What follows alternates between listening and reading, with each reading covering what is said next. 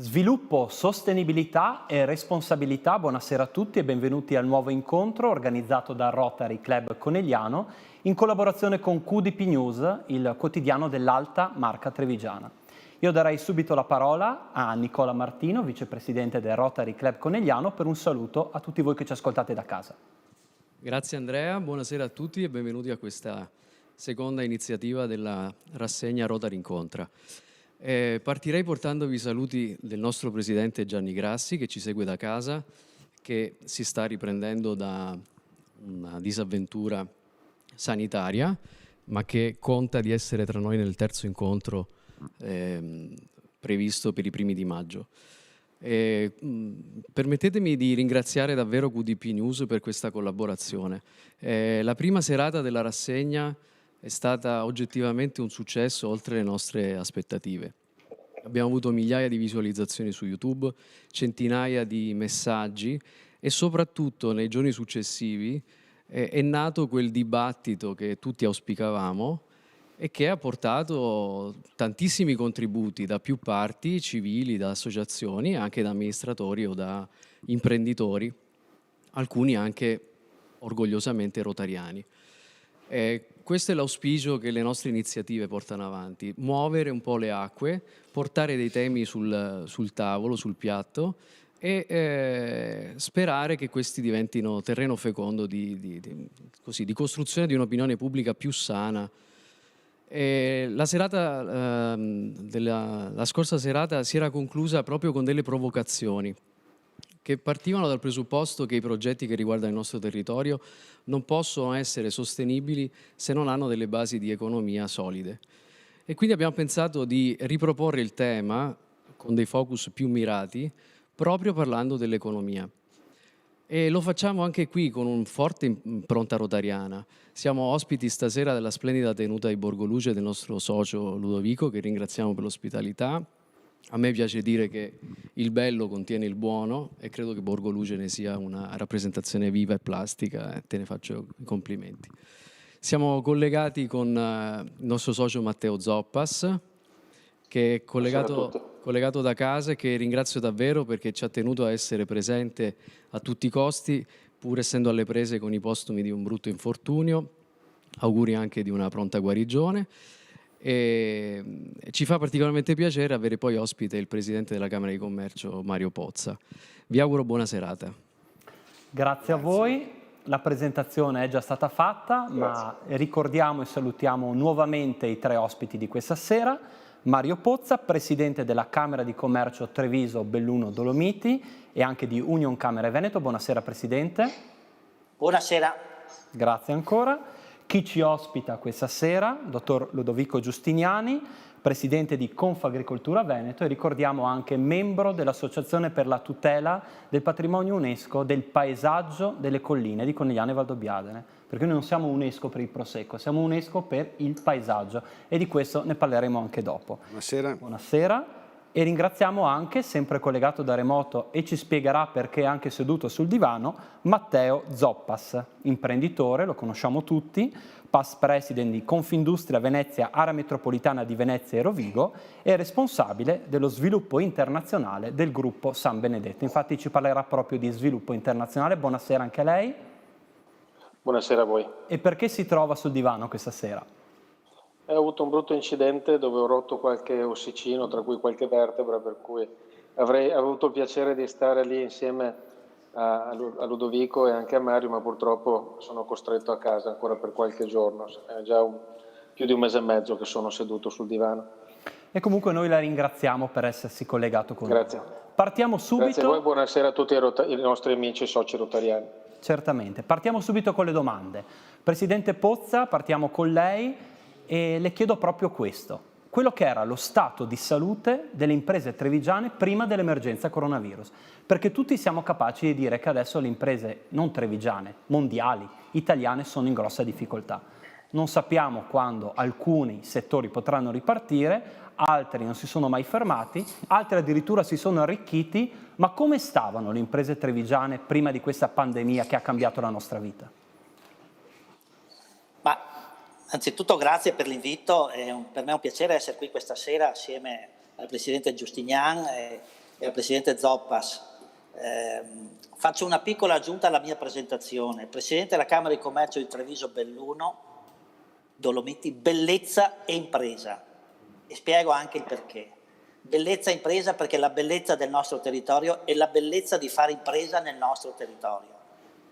Quando abbiamo abbinato i due nomi della fusione della Camera di Commercio di Belluno con quella di Treviso, abbiamo aggiunto proprio le Dolomiti, che sono patrimonio UNESCO. Non c'erano ancora le colline, però ci abbiamo messo bellezza, e quindi questo è un po', direi, quello che a me inorgoglisce quando rappresento il sistema camerale, soprattutto quando parlo della Camera di Commercio di Treviso Belluno. Una realtà molto importante. Vi faccio un piccolo quadro. Il sistema camerale vede nella Camera di Treviso Belluno la prima Camera di Commercio del Veneto, non per numero di imprese, che è la Camera di Rovigo e Venezia, ma per prodotto interno lordo, quindi una realtà imprenditoriale molto molto importante in tutti i settori. Come stavano le nostre imprese prima del Covid? Ma direi che eravamo in un momento di ripresa. Noi abbiamo superato una crisi del 2008-2018 decennale, che si iniziava a vedere la fine di questo tunnel e c'erano dei segnali positivi. Indubbiamente non come si può dire, negli anni d'oro del famoso mitico Nord-Est, negli anni d'oro in cui c'era la corsa ad aprire le imprese, perché è cambiato molto nella crisi decennale di quegli anni il modo di fare impresa, e di conseguenza anche le generazioni sono cambiate rispetto a quegli anni. Però la nostra economia è un'economia provinciale molto direi variegatica, non monotematica, ossia noi abbiamo una provincia dove abbiamo tanti distretti industriali importanti, dal settore del mobile, il settore della meccanica, dello sport system, il Prosecco, il distretto del Prosecco, solo per citarne alcuni, ma sono settori e sono distretti che sono ai vertici dei distretti nazionali, e quindi fortunatamente, non avendo una provincia monotematica dove un distretto aveva delle difficoltà, abbiamo la capacità di assorbire ovviamente le difficoltà di quel distretto in manodopera e in quant'altro. Però l'affezione alle imprese e la voglia di aprire indubbiamente non è più quella degli anni precedenti. Perché? Perché molta burocrazia, una pressione fiscale molto alta, una competizione internazionale molto alta. Poi l'Italia ha un modello di impresa di piccole e medie imprese, oltre il 90% delle imprese sono sotto i 20 dipendenti, per cui c'è difficoltà nella competizione internazionale se non sei attrezzato, se non rispondi con le adeguate risorse di investimento all'interno dell'azienda, è difficile competere. Però nonostante questo direi che il nostro sistema economico trevigiano e veneto è protagonista dell'economia nazionale, tant'è vero che noi siamo, dopo la Lombardia, che è il doppio del Veneto, assieme all'Emilia Romagna, il Veneto è la regione che si compete il secondo posto, un anno uno un po' più avanti, un anno l'altro, e questo è per noi un motivo di stimolo per continuare a investire, per continuare a crescere e a far crescere i nostri imprenditori. Ecco, questo è un po' il quadro in termini, direi, generali che posso fare. Benissimo, grazie. Io non le chiedo, Presidente, se è positivo, perché in questo momento potrebbe essere pericoloso, ma lei è ottimista per la ripresa dopo il Covid? Ma guardi, un imprenditore, se non è ottimista è meglio che cambi mestiere. Lo deve essere soprattutto nei momenti di difficoltà, perché bisogna pensare a una prospettiva di crescita, di sviluppo e di rilancio. Poi non dipende solo dall'imprenditore, dipende ovviamente da tanti fattori, da quello che la politica nazionale mette in campo, dalle prospettive di mercato. L'ho detto poco fa, noi siamo in un'area molto importante, molto sviluppata del paese, siamo la punta del diamante dell'economia nazionale, ma siamo la punta di diamante assieme a un'area geografica che vede una parte dell'Austria, della Germania, della Svizzera e Lombardia, insomma, quindi siamo in un modello che ci permette di guardare il futuro con una certa vena direi di ottimismo, perché sicuramente questa crisi causata dalla pandemia finirà, arriveranno i vaccini, probabilmente non arriveranno nei tempi come ci hanno promesso, però ormai stiamo vedendo la fine di questo incubo, e se arriveranno i vaccini, insomma, mese più, mese meno, sicuramente abbiamo il modo di poter ripartire, perché come dicevo possiamo contare su imprese e su imprenditori che hanno voglia di competere, voglia di resistere e hanno resistito fino adesso. Abbiamo bellissime montagne, bellissime colline, città d'arte, non ci manca niente, le spiagge, e direi che la nostra è una terra baciata dalla fortuna su questo aspetto, però la fortuna bisogna saperla cogliere e finora i nostri imprenditori l'hanno saputa cogliere, anche perché i dati di mortalità che abbiamo avuto delle imprese finora non sono dati drammatici. Questo è un dato significativo.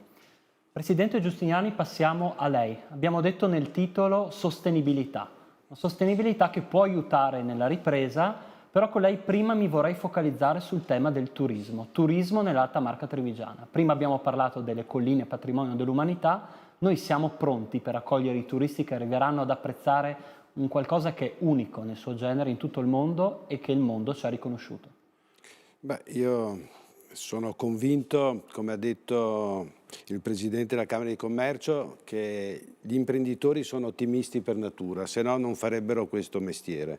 Sono convinto che la ripresa ci sarà, l'unico punto di domanda quando si ripartirà. Siamo tutti molto fiduciosi che il vaccino possa essere il punto di ripartenza e sicuramente quello che sappiamo è che l'uomo è un animale sociale, ha voglia di stare insieme, ha voglia di viaggiare, per cui sicuramente quando ci saranno le condizioni per poterlo fare, sicuramente ci sarà nuovamente una esplosione di quello che è la voglia di girare e andare a conoscere luoghi nuovi.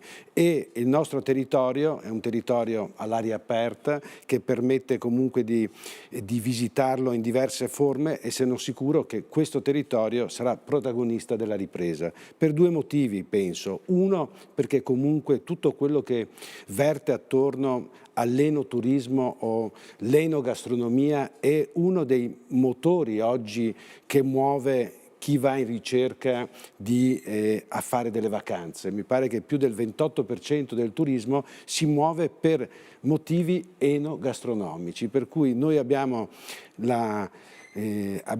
un territorio che, oltre ad avere delle bellezze naturali, come hai detto, riconosciute proprio nel 2019 come proprio un paesaggio modellato dall'uomo e che va tutelato per il futuro, ma abbiamo anche un ottimo prodotto, un'eccellenza che è conosciuto in tutto il mondo, che ha fatto conoscere e farà conoscere sempre di più questo territorio, che si chiama il Prosecco, qua nelle colline, il Prosecco superiore Conegliano Valdobbiadere. Se andiamo a vederlo un po' più ampio, tutta la zona anche del Trevigiano dove si produce il Prosecco. Per cui sicuramente questo sarà un volano e sono sicuro che questo succederà.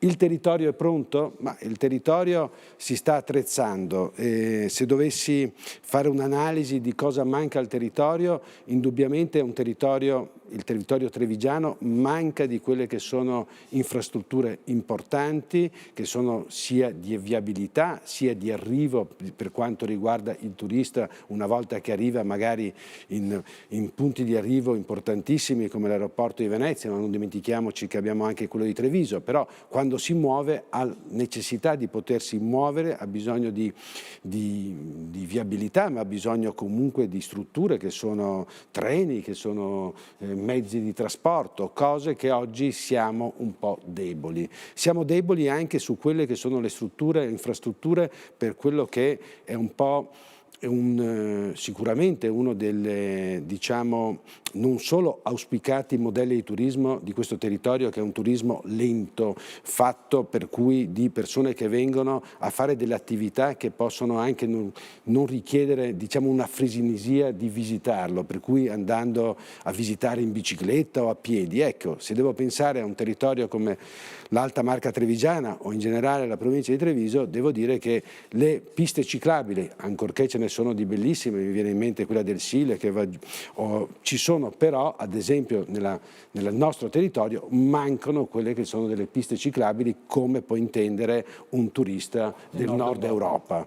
Mancano anche altre infrastrutture che possono essere comunque E diciamo, per quanto riguarda l'accoglienza, alberghi o quant'altro, sicuramente il territorio si sta attrezzando, però deve essere qualcosa che comunque sia a dimensione di chi viene a visitare, perché anche se mi viene in mente alcune viabilità in alcune zone bellissime come possono essere quelle delle colline eroiche che si trovano in determinati comuni della core zone, beh, devo dire che insomma visitare con un grosso flusso di autoveicoli che ci arrivano, penso che potremo mettere un po' in difficoltà il territorio stesso. Grazie Presidente. Presidente Pozza, dopo chiederò anche a lei una cosa sul turismo, però adesso volevo passare a Matteo Zoppas. Abbiamo parlato di enogastronomia e di prodotti alimentari. Ecco, ci porti la sua esperienza, l'esperienza del gruppo San Benedetto e un collegamento poi con questo settore proprio a livello internazionale. È un settore che comunque è riuscito ad andare avanti anche nell'emergenza coronavirus e l'Italia è riuscita a farlo. Allora,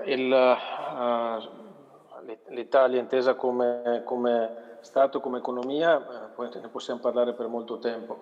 Per quanto riguarda il nostro settore, per quanto riguarda la nostra azienda anche, tutto è cominciato, come sapete voi, il weekend dell'8 marzo dell'anno scorso, quando c'è stata la chiusura, vi ricordate, il sabato sera, e tutti si è corsi in azienda, io addirittura quando è successa questa cosa avevo pensato di andare a dormire in ufficio perché non si sapeva cosa sarebbe successo il giorno dopo, si sarebbe potuto raggiungere o meno il posto di lavoro. Da quel momento è stato un calvario, come sappiamo, è cominciata l'epidemia e come dicevamo prima, per parlare dello sviluppo internazionale, delle opportunità all'estero e quello che si può fare e quello che è successo soprattutto all'estero, noi abbiamo visto un mercato a due vie, tra quello estero fuori dall'Italia e quello in Italia. Sappiamo che per il primo mese e mezzo, 2 mesi, si è bloccato completamente il mercato, soprattutto dell'Horeca, quello della ristorazione, cioè quello del fuori casa, mentre quello del mercato in casa, quindi ciò che veniva acquistato nei supermercati, in quello che si chiama retail, ha avuto uno sprint, anche se vogliamo importante, che poi è abbastanza durato. Dopodiché il fuori casa in Italia, che per qualche mese su alcuni prodotti ha visto addirittura dei numeri almeno 90%, immaginate che cosa significa, poi piano piano ha ripreso un po' di respiro a singhiozzo a seconda di quando venivano fatti i lockdown, i cosiddetti lockdown, quindi i blocchi più o meno totali del nostro paese. All'estero tutto è cominciato con un po' di ritardo perché naturalmente fino ad aprile-maggio, quando ricordate che noi siamo stati i primi dopo la Cina ad avere il vero grosso lockdown ad Avaugano e poi nella zona di Milano,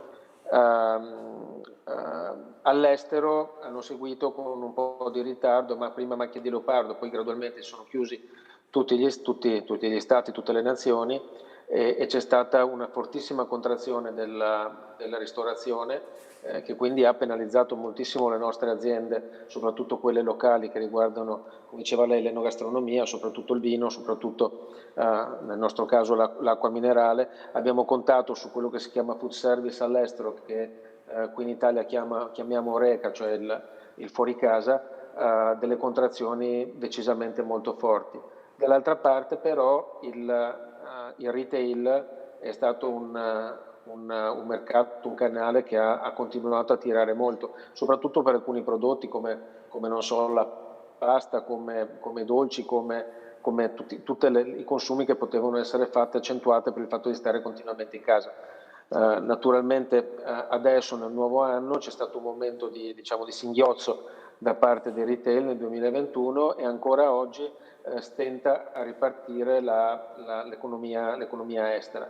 Devo dire però che uno dei più grossi segnali che abbiamo avuto nelle ultime 2 settimane deriva proprio dagli Stati Uniti, che sappiamo che è un'economia particolarmente trainante, soprattutto per il nostro settore e anche per il nostro Veneto, dove sta succedendo una cosa molto singolare, un po' c'è una contrapposizione di elementi positivi e negativi, perché abbiamo il sell-out, cosiddetto sell-out, le vendite dei ristoranti, dei punti vendita che stanno riaprendo proprio perché sono arrivati ad avere una fiducia vista la massiccia campagna di vaccini che stanno portando avanti, perché appunto ha creato di nuovo questa fiducia, hanno cominciato a sciogliere le briglie e ci sono i ristoranti che nella maggior parte degli stati stanno facendo un più 150% rispetto al 2019, un po' perché la gente ha voglia di uscire, un po' perché tanti ristoranti, però bisogna dirlo, hanno chiuso e quindi quelli che rimangono lavorano di più,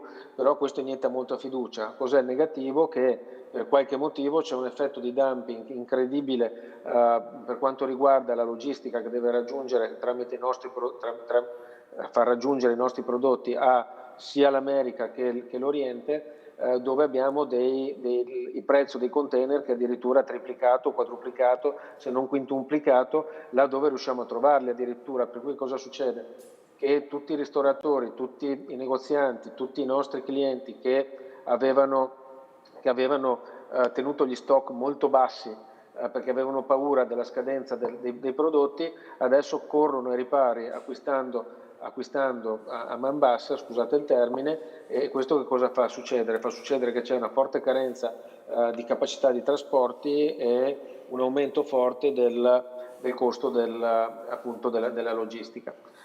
Questo, voglio dire, è una cosa negativa, ma si può leggere anche come una situazione positiva, perché se a ruota, magari tra 2, 3, 4 mesi, noi saremo sulla scia dell'America, credo che sia un messaggio molto positivo da poter dare. Appunto, naturalmente, se i vaccini ci vengono dati, la capacità produttiva soprattutto delle aziende farmaceutiche riesce ad aumentare a tal punto da consentire anche all'Italia di velocizzare la vaccinazione, così come sta succedendo in America, allora è un segnale positivo, perché vuol dire che tra qualche mese anche noi potremo cominciare a vedere la fine del tunnel. Questa è la speranza per tutti noi. Presidente Giustiniani, se invece ci volessimo concentrare sul vino, invece, che ragionamento possiamo fare? Sul vino, se dobbiamo vedere il vino trevigiano, il vino veneto, devo dire che eravamo molto preoccupati quando è partito, diciamo, la pandemia l'8 marzo, me lo ricordo anch'io molto bene, Matteo, l'8 marzo dell'anno scorso. Devo dire che c'è stata una preoccupazione fortissima, anche perché noi abbiamo delle denominazioni qua nella provincia di Treviso, come il Conegliano Valdobbiade, nel Prosecco DOC, parte del Pinot Grigio, denominazioni che hanno una fortissima, diciamo, sviluppo, una crescita sui mercati internazionali esteri, per cui c'era una grandissima preoccupazione.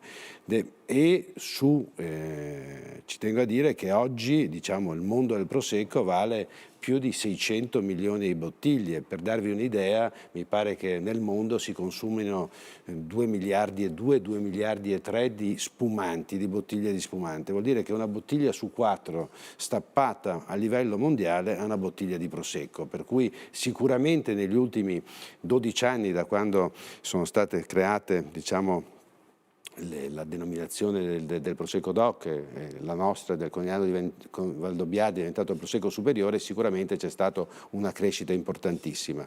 Fortunatamente i dati a fine anno dicono che siamo riusciti a mantenere quelle che sono state le quote in volume. Questo vuol dire che c'è stata una capacità da parte del mercato di recepirlo, come chiaramente il mercato si è spostato dalla parte,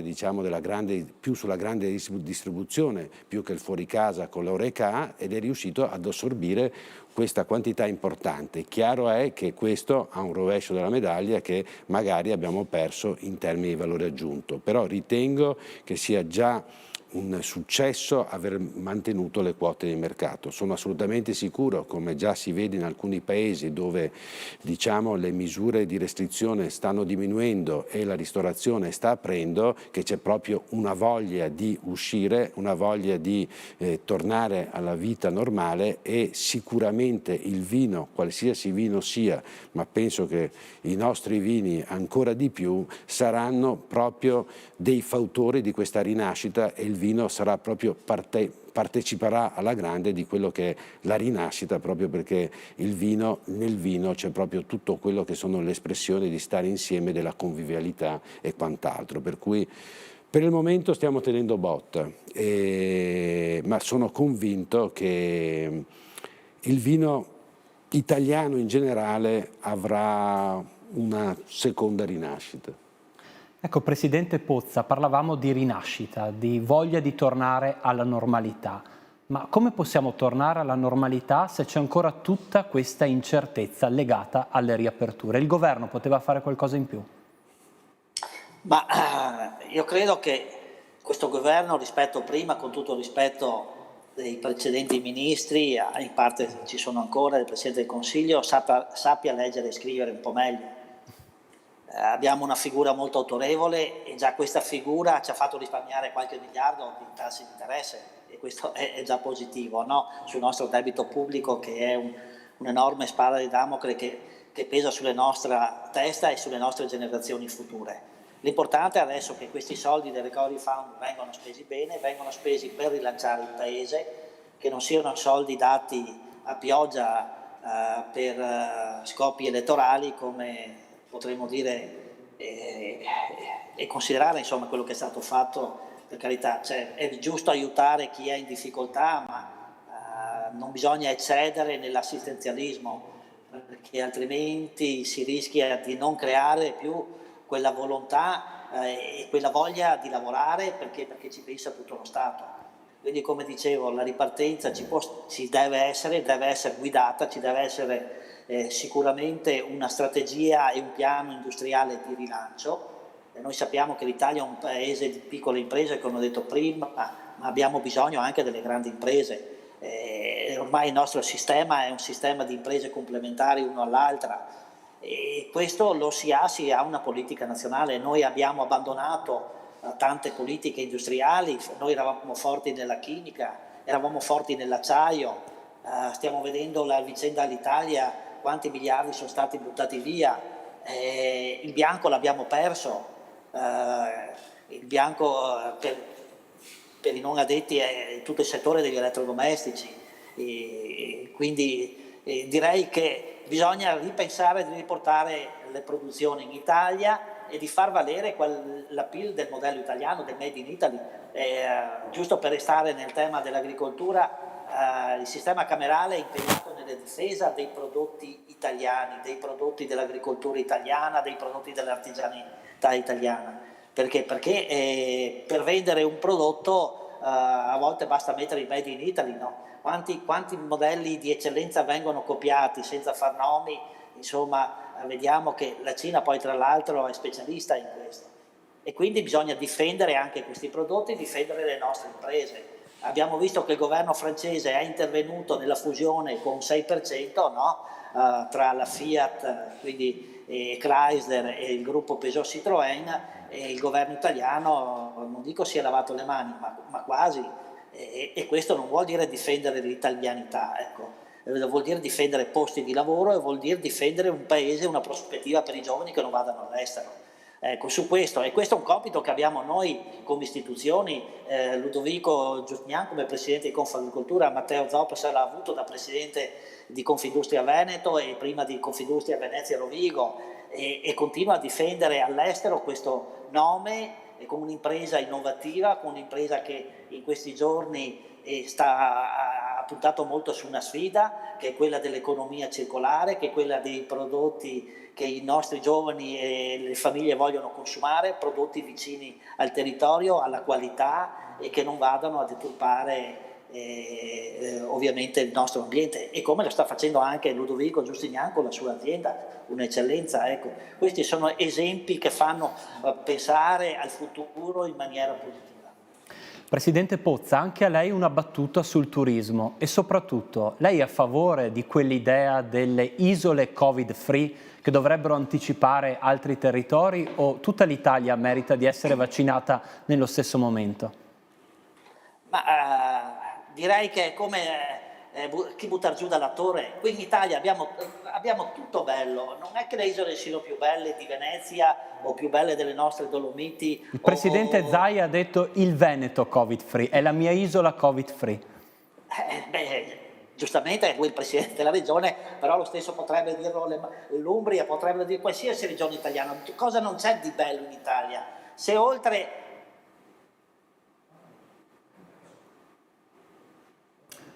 È stato un problema tecnico, adesso riprendiamo con il collegamento. Le chiedo un attimo di pazienza, Presidente.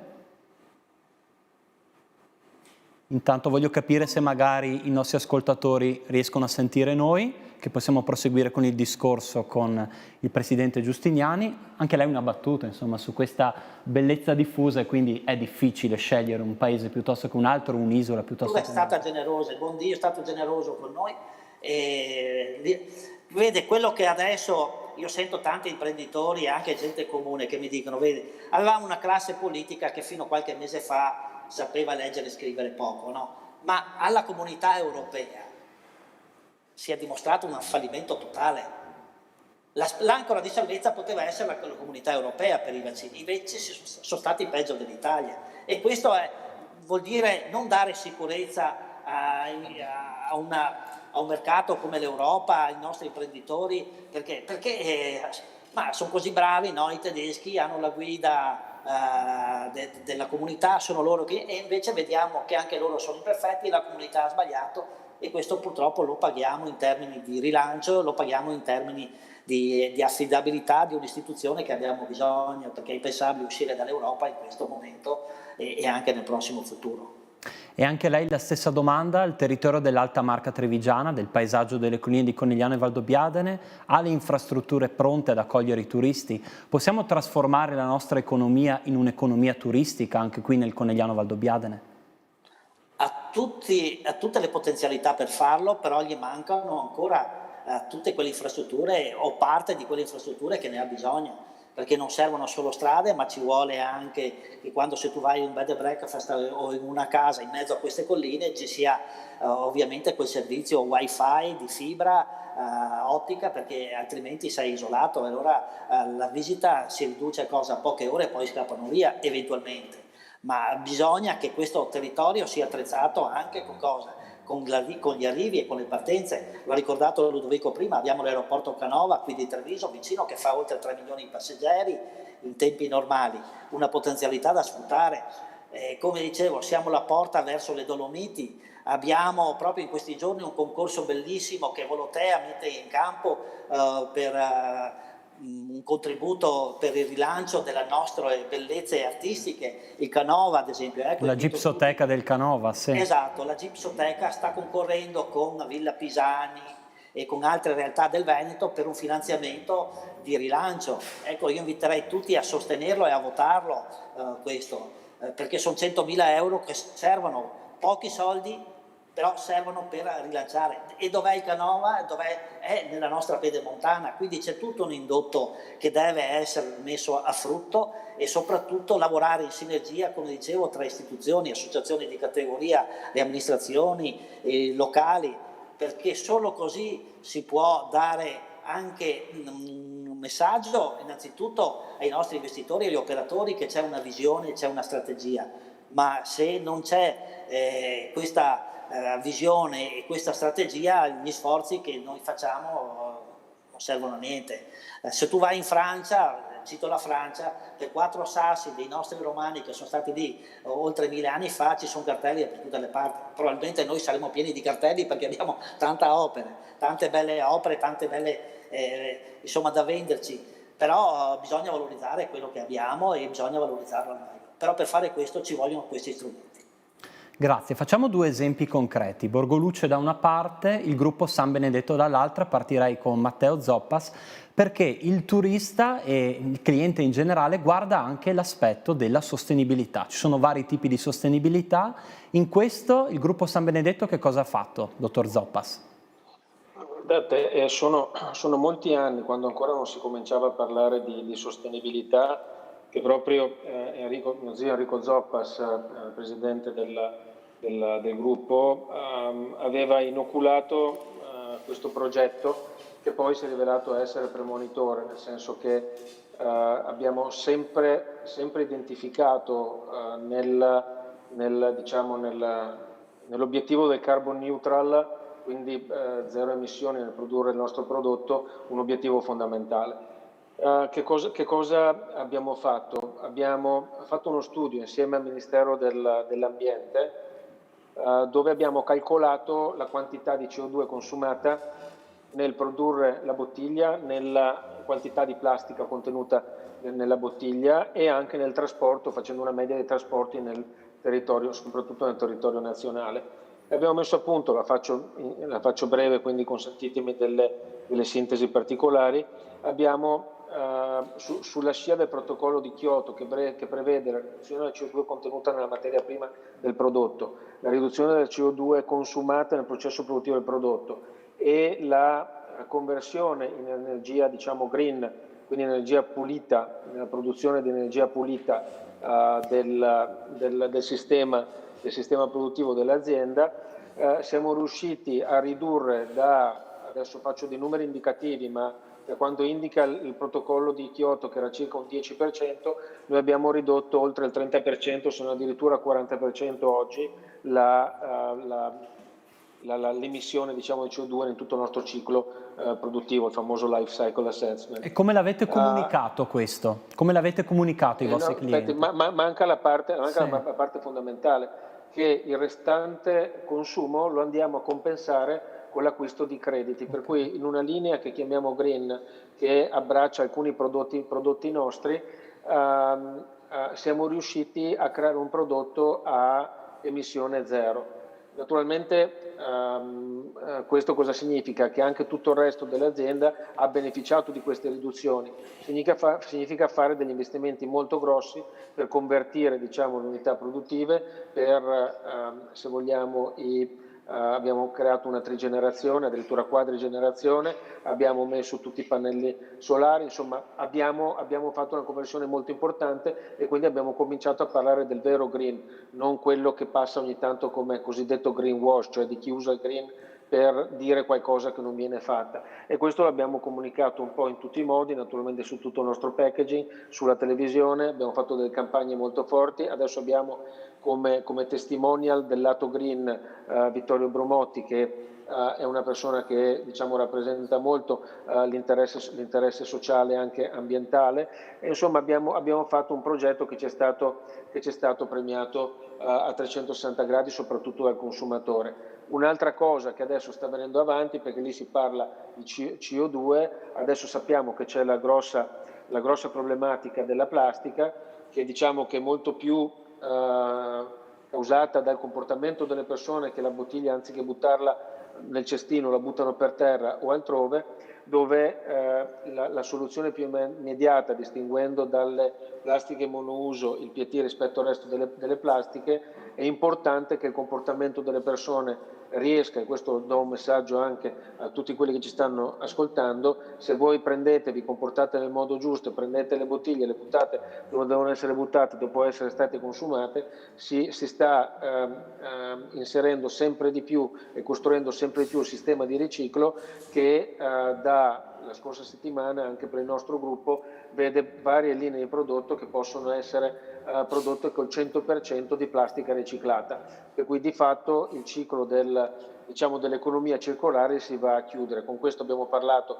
col senatore Ferrazzi, anche per l'ambiente abbiamo parlato con l'onorevole Vaniagava, che è vicino a noi e che è molto sensibile a queste cose e che ha portato il nostro messaggio anche al ministro Cingolani, che, diciamo, sposa questo tipo di politica. E diciamo che anche con l'altra azienda di famiglia che abbiamo, che costruisce proprio le bottiglie di plastica, abbiamo costruito una macchina che riesce a recuperare direttamente i flakes, che sono quelle scaglie di PET non alimentari, e produce direttamente la bottiglia omologata alimentare, saltando quindi vari step di filtrazione del prodotto, quindi abbassando anche il altro consumo di CO2 che dà un impatto molto forte. Quindi a 360 gradi noi abbiamo sposato il green e crediamo che sia un elemento fondamentale anche per il futuro, soprattutto per non solo ridurre l'impatto della plastica, ma anche la riduzione del consumo della CO2, che forse è il vero inquinamento che noi possiamo rispettare nei confronti del nostro pianeta. E lei l'ha detto, il consumatore vi ha premiato. Sul consumatore diciamo, premia sicuramente il green.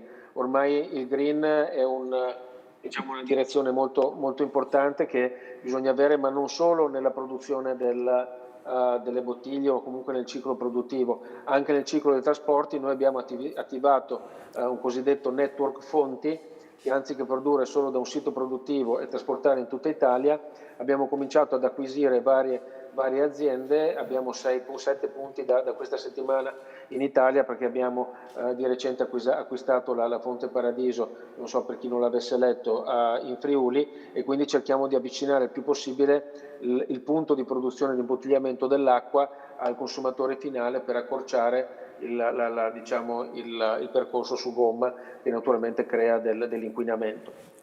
Grazie. Invece la ricetta per la sostenibilità di Borgoluce qual è stata, Presidente?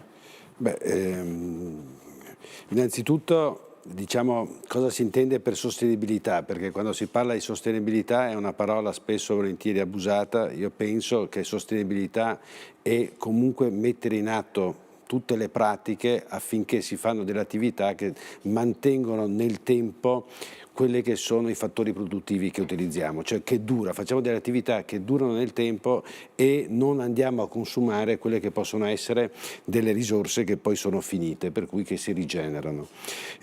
Può essere economica, ambientale e sociale.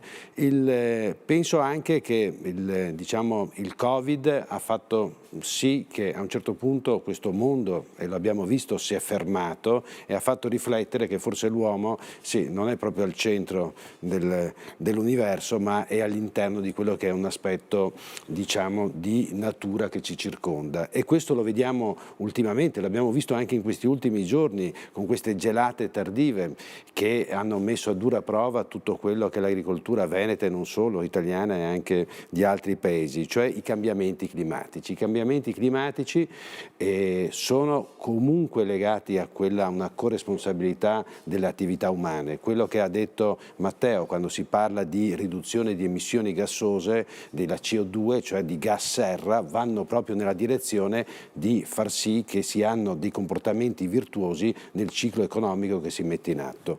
Quando si parla di agricoltura e soprattutto quando si parla nel nostro territorio, la cosa che nel percepito del cittadino in questo territorio che è fortemente antropizzato e dove l'agricoltura è a contatto con la popolazione, si pensa subito che uno è sostenibile se riduce l'uso della chimica. Certo, è uno degli aspetti, però la sostenibilità è qualcosa di molto più profondo che può fare un'azienda agricola, come l'azienda San Benedetto riduce le emissioni o va a fare, diciamo, un'attività in cui il bilancio del carbonio è zero. Il mondo agricolo forse è l'unico che è in grado di sottrarre carbonio all'atmosfera. Noi abbiamo il nostro terreno che ha la capacità di immagazzinare sostanza organica. Sostanza organica è carbonio, per cui una delle attività del futuro del mondo agricolo sarà quello di riuscire a diminuire quelli che sono i gas serra, andando a immagazzinare quello che è il carbonio all'interno del terreno, per cui non un'attività a emissioni zero, bensì a un'attività negativa. L'altro aspetto sono il consumo di quelle che sono, diciamo, delle fonti che uno pensa siano sempre infinite, che ad esempio l'acqua.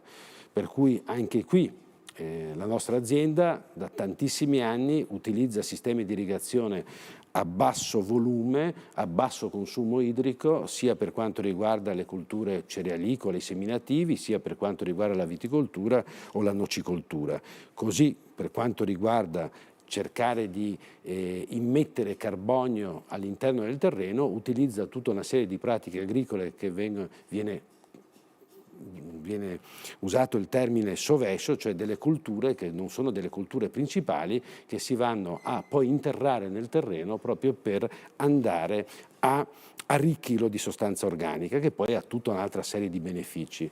L'altro aspetto, si parla moltissimo di economia circolare, la circolarità. L'azienda agricola è circolare nel momento in cui mette insieme tutta una serie di attività in grado di utilizzare quelli che sono i sottoprodotti, ad esempio di alcune colture, per utilizzare ai fini magari, come nel nostro caso, zootecnici per l'alimentazione, oppure l'utilizzo delle deiezioni animali come fonte di sostanza organica per andare a concimare le varie coltivazioni che abbiamo.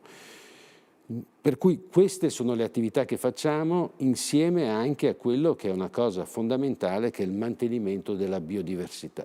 All'interno dell'azienda noi abbiamo tantissime diverse attività agricole, non solo agricole e zootecniche, che fa sì che si riesca a mantenere quello che è una cosa fondamentale per poi mantenere degli equilibri naturali all'interno dell'azienda, per cui noi abbiamo chiaramente la viticoltura, perché essere nel territorio del Conegliano Valdobbiadene e non avere viticoltura, direi che si andrebbe un po' contro quelli che sono i principi anche di mercato. Però abbiamo mantenuto una parte importantissima all'interno della zona del Conegliano Valdobbiadene, ad esempio di prati e pascoli, per cui abbiamo allevamenti di bovini allo stato semibrado, abbiamo una parte importantissima dei boschi, abbiamo tutta una serie di seminativi dove facciamo rotazioni culturali, allevamenti, abbiamo allevamento di bovini, di suini, di bufali, di pecore, razza alpagota, razza molto pregiata da carne dell'alpago, e abbiamo introdotto proprio ultimamente un piccolo allevamento di ovaiole allo stato, all'aperto, proprio per dare una completezza di tutte quelle attività zootecniche che si possono trovare all'interno dell'azienda.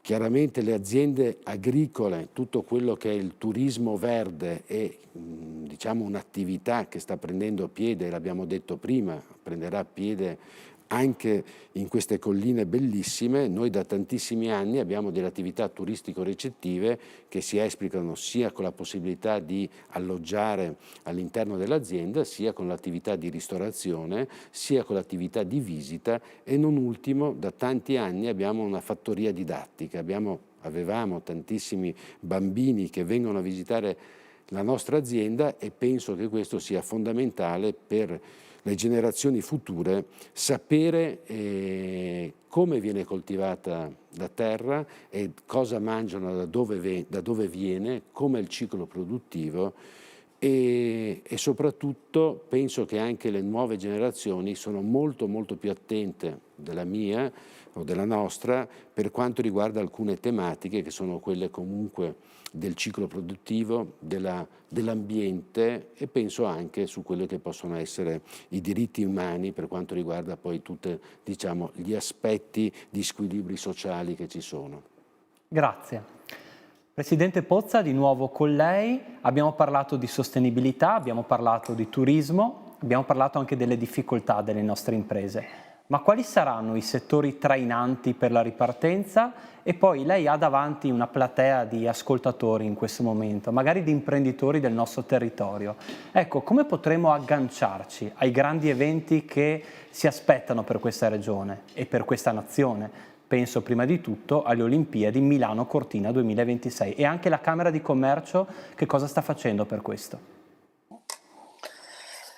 Ma direi che gli ingredienti sono stati detti proprio negli interventi sia da Matteo Zoppas che dal Presidente Giustinian proprio poco fa. Noi abbiamo tante eccellenze e dobbiamo mettere in moto queste eccellenze e farle conoscere, quindi l'esperienzialità delle visite aziendali può essere abbinata benissimo al nostro territorio, alle nostre bellezze, e deve essere valorizzata. Da noi il turismo ha un suo appeal perché chi non piace vestirsi come gli italiani, mangiare come gli italiani e godersi la vita, tra virgolette, no? Ecco, questo ci è invidiato e noi abbiamo tutto questo. L'importante è saper proporli, è saper vendere in sostanza questi, li chiamo prodotti, questi, però come dicevo con tutto quello che concerne ovviamente a fianco che ci deve essere. Perché solo così potremo battere la concorrenza delle spiagge, perché delle spiagge, non so, della Spagna o delle isole greche, perché lì vai e trovi solo quello. Come può essere un paese come il nostro, con tutte queste abbondanza di tutto, e non essere al vertice del turismo internazionale? Abbiamo degli appuntamenti importanti, come dicevo, le Olimpiadi, si sta lavorando molto su questo versante. Proprio in questi giorni con la Regione Veneto, con l'assessore Donazian, abbiamo messo in campo un progetto con le scuole medie proprio di valorizzazione di questo evento, di promozione dell'evento visto dai ragazzi, visto dai nostri allievi. Partiamo con un progetto pilota che riguarda Treviso Belluno e poi arriveremo a tutto il Veneto, perché ci sarà anche una seconda camera olimpica che è quella di Verona, dove ci sarà la chiusura delle Olimpiadi.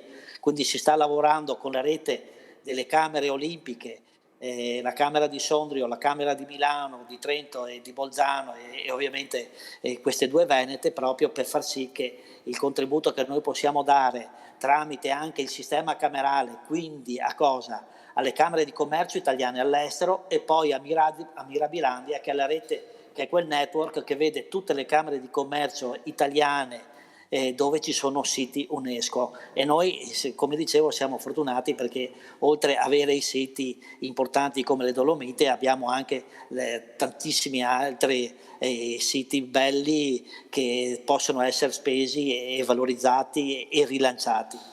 Proprio in questi giorni, settimana prossima, si concluderà la composizione del consiglio di amministrazione dell'associazione UNESCO, che poi diventerà fondazione, e quindi c'è stato questo anno purtroppo che come emergenza non si è potuto fare più di molto, però insomma stiamo pensando di ripartire, anzi di iniziare a partire alla grande, di promuovere le nostre colline e ovviamente con cosa? Con tutto quello che c'è attorno, perché è bello vedere le colline e le ville, ma è anche bello far conoscere ai turisti come sono le nostre imprese, come nasce uno scarpone da sci, e questo cattura l'attenzione. Tant'è vero che noi abbiamo prodotto un video dove ha concorso quest'estate alla Federazione Internazionale degli Sport Olimpici e abbiamo avuto una competizione con oltre 120 paesi al mondo e abbiamo vinto il primo premio della sezione proprio dedicata allo sport, non solo allo sport ma anche al lavoro. Abbiamo praticamente messo in evidenza la bellezza delle Dolomiti, delle colline del Prosecco con la realtà produttiva, quindi con le aziende degli occhiali del Bellunese e le aziende dello Sport System. Non dimentichiamoci che abbiamo a pochi passi da qui Tecnica che ha inventato i Mobot, che sono tutelati come patrimonio proprio per la genialità di questo scarpone. E quindi, come dicevo, ci sono queste potenzialità. E di questo imprenditore anche. E di questo imprenditore, scusate.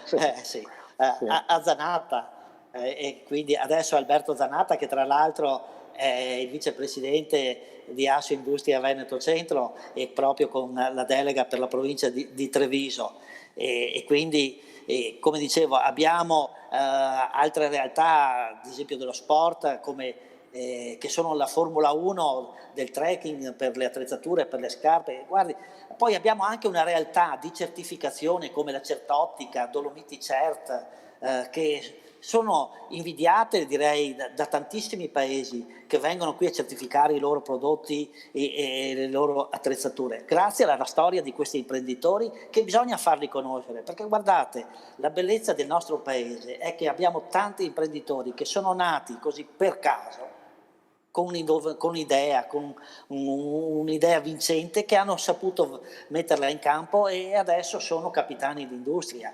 Non voglio far nomi perché altrimenti si rischia di dimenticare qualcuno e si fa brutta figura. Però questo è il nostro patrimonio, anche nella gente, anche nel modo di vivere con il nostro personale, con la nostra gente. Non a caso nella crisi del 2008-2018 tanti imprenditori di queste nostre zone hanno perso la vita, hanno dato la vita perché non pagavano lo stipendio ai propri dipendenti o ai contributi. Guardate che questo è un valore aggiunto di questo territorio, se questo territorio è cresciuto anche grazie a questo, ed è su questo che noi dobbiamo continuare a insistere e far conoscere, perché guardate, io ho avuto modo nel mio ruolo di girare parecchio e tanti chiedono ma qual è il segreto della vostra realtà, perché tanti davano per morto il modello nord-est eccetera, ma è perché grazie a questo modello si sa adattare alle difficoltà e si sa adattare alle esigenze del momento.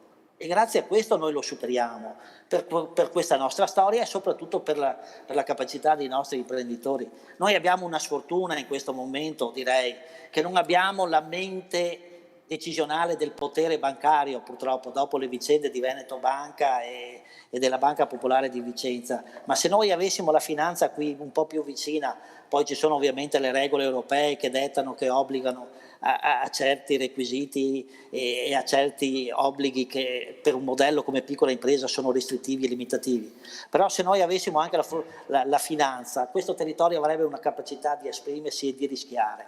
Probabilmente anche dovuto alla sua geografia, vicino al muro, cosiddetto il muro di Berlino e il muro dell'est. E quindi anche questa che era un'area di confine adesso è un'area evoluta e perciò dico sono ottimista e sicuramente questa sfida la vinceremo e la vinceremo anche alla grande. L'importante è però che la politica ascolti un po' di più i nostri imprenditori e il mondo dell'impresa, ecco. Perché vedete in questi giorni si sta molto protestando, no? E nascono questi comitati, imprese libere, ma le associazioni di categoria ci sono oggi, c'erano ieri e ci saranno domani e non spariscono. Questi comitati qui sono lì nel momento delle difficoltà, magari a gridare contro le associazioni di categoria, a gridare contro il sistema paese, però dopo spariscono e ciao. Invece questi sono i protagonisti dell'economia, le nostre piccole imprese, la grande impresa e le associazioni. E tanto volontariato, questo territorio anche perché c'è tanto volontariato. E non dimentichiamoci, il Toniolo qua ha insegnato a tutti cos'è l'economia della cooperazione e la socialità, e questo è un valore aggiunto. Diciamo che sta. Mario, se posso permettermi, abbiamo parlato Matteo. tanto degli imprenditori, ma dobbiamo anche ricordare che una grande parte dell'azienda, forse di più, la fanno anche i collaboratori, che noi abbiamo un tessuto sociale che ha un know-how, delle competenze, un DNA che fa sicuramente la differenza. E poi volevo, se Ludovico non ha nulla da aggiungere, fare un passaggio veloce sulla sostenibilità, un pochino più ad ampio raggio. Sì, abbiamo 3 minuti a disposizione, dopo daremo la parola per un saluto finale per la sigla al vicepresidente Martino. Prego, Matteo Zoppas. Proviamo in un minuto e mezzo. Il nostro globo, la Terra, vive ormai da milioni di anni. Ricordiamoci che la rivoluzione industriale, la seconda, quella che ha portato il petrolio, la chimica, è quella che è più impattante, è cominciata dopo il 1870, più o meno i primi del 1900, e noi abbiamo cominciato ad usare la nostra terra, a sfruttare la nostra terra, ritenendo che tutte le risorse siano di natura infinita, illimitata. Adesso ci stiamo rendendo conto che tutto quello che stiamo facendo, portato in grandi numeri nella popolazione mondiale, che si è anche sviluppata, fa sì che il nostro mondo ci stia cominciando a dare dei segnali per farci capire che non ce la fa più sotto certi aspetti. Prima è stata naturalmente l'anidride carbonica, poi c'è la plastica, poi ci sarà la temperatura dell'ambiente, eccetera, eccetera. Sono segnali che noi dobbiamo saper interpretare, dobbiamo saper essere resilienti come gli imprenditori sanno essere, e quindi correggerci, e ogni imprenditore secondo me dovrebbe avere come sua mission quella di ridare al territorio la terra così come l'ha presa, per cui avere l'impegno di ripristinarla come l'ha presa e come gli è stata data da madre natura. Grazie per questo intervento che chiude un bel incontro, un bel confronto, nella speranza di poterci confrontare nuovamente tutti insieme. Io ringrazio ancora chi ci ha ospitato questa sera, quindi Borgo Luce, il presidente Giustiniani, ringrazio Mario Pozza, ringrazio Matteo Zoppas, ma lascio la parola finale a Nicola Martino, e ringrazio anche il Rotary Club perché ha avuto questa intuizione di parlare anche attraverso questo sistema nuovo che ormai è diventato una consuetudine per noi. Sì, devo dire che effettivamente ci stiamo rendendo conto che queste modalità di comunicazione diventano efficaci, ma anche grazie a voi che le sapete rendere fruibili, ma la possibilità di coniugare tutte le competenze che un club come il nostro riesce a esprimere. Anche stasera credo che ne abbiamo dato prova evidente. Mi unisco anch'io ai ringraziamenti a Ludovico per l'ospitalità e per i suoi interventi, e anche a Matteo e al dottor Pozza. Credo che veramente i vostri interventi siano stati tutti molto efficaci e ricchi di interesse. Rilancio invitando tutti all'evento del 4 maggio, nel quale approfondiremo un altro tema estremamente sentito e, se vogliamo, anche simbolico, cioè la ripartenza di Venezia, dal punto di vista turistico, museale e culturale ci accompagnerà in questo viaggio la nostra socia Maria Cristina Gribaudi. Vi aspettiamo. Grazie ancora a tutti, grazie agli amici di QDP News e a tutte le persone che ci hanno seguito questa sera. Buona serata. Grazie a tutti. Grazie a Buonasera, grazie a tutti. Buonasera a Ciao. tutti, grazie. Ciao, ciao.